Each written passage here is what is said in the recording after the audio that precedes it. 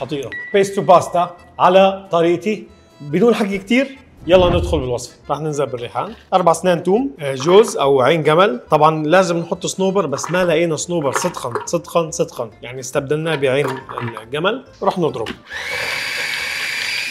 عندي البيستو جاهز. اي قلايه رح ننزل بكريمه الطبخ. بعد ما غلت الكريمه رح ننزل عليهم بصوص البيستو اللي عملناه. عندي ماكروني فوسيلي سلقتها، رح نزلها على الكريمه او كريمه البيستو. طبعا البارميزان مالح بس هي محتاجه رشه ملح، رشه صغيره، يعني الملح حسب الرغبه. وهيك اكلتنا جاهزه.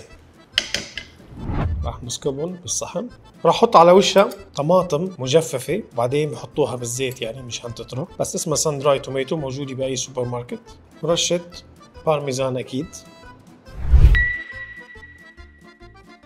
بتمنى تجربوا هاي الوصفه وخبروني بالتعليقات شو ممكن تكون المعكرونه الجاي او الباستا الجاي. اكتبوا لي اياها بالتعليقات.